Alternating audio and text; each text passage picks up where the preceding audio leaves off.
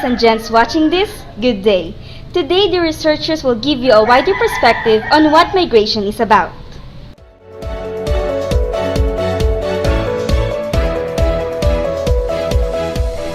First of all, what is migration? In Wikipedia, it is defined as the movement of people from one place to another with the intentions of settling, temporarily or permanently in a new location. Now we're gonna tackle about its causes and effects and how it contributes to the society.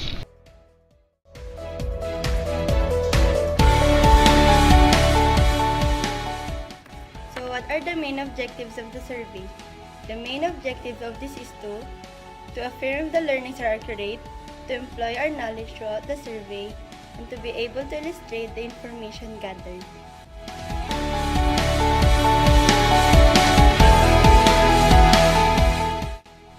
In every survey research, the researchers follow steps to interpret the data and come to a conclusion. In doing the survey, here are the procedures followed. The first step takes place by constructing a survey questionnaire. There are many types of survey questionnaires. The researchers use the close-ended one. In this type, they constructed questions with choices provided, and the respondents will just choose their answers. Next step is sampling. According to statistics solution, sampling is a procedure that is focused with a selection of the individual observation to make a statistical conclusion. The researchers use stratified sampling. According to Research Connections, in stratified sampling, the researchers identify the people in a population who have similar characteristics. While doing the survey, they selected people who are only migrants or have migrated in the place. The researchers found out that 60% of the respondents have been staying for 3 years and above on their present address, while the 20% answered 2 years. The other 20% answered 1 to 3 years.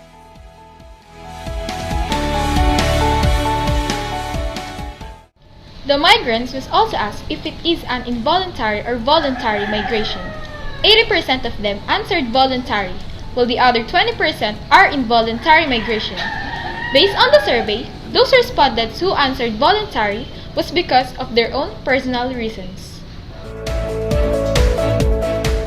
So what are the common reasons on why people migrate? According to the survey conducted, 80% of the respondents chose personal as the reason on why they migrated, while both economic and convenience have the same number of votes, which is 10%.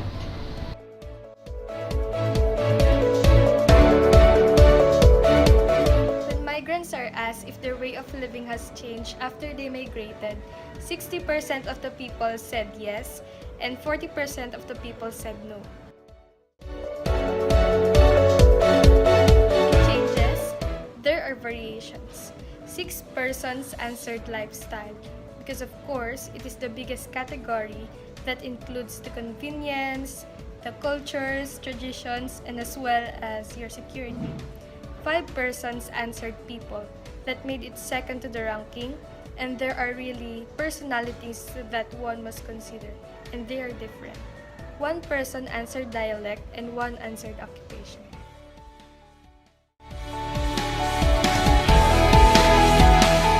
Based on the graph, 6 respondents chose people as the hardest factor to consider when migrating, while there are 2 who ranked it as harder. 1 ranked it as average, and there's only 1 who ranked it as the easiest. On the other hand, in terms of culture, it seems like respondents consider it as the average factor, which has 6 people who ranked it, 1 as the hardest and 3 as the easiest. Well, the rules and regulations talks about the laws that should be followed in a certain place.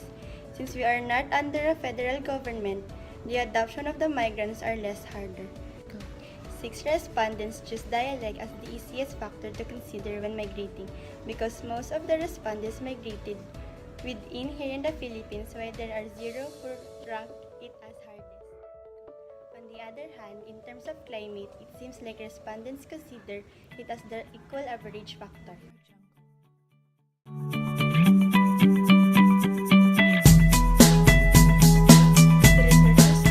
discovered that the migrants found dialect as the easiest factor to consider when migrating, while the hardest factor is people. After analyzing the data gathered, the researchers found out that 6 out of 10 respondents who answered voluntary as their type of migration also answered personal as their reason of migrating. In addition, 6 out of 10 respondents took yes as their answer if their way of living changed after they migrated.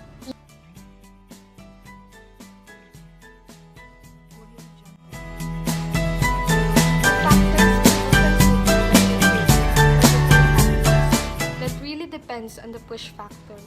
This determines the category of migration, whether it is voluntary or involuntary. Then, there will be effects, which can be positive or negative. As Heraclitus said, change is constant, and it is one of the most important things to consider. After all, migration is interrelated with change.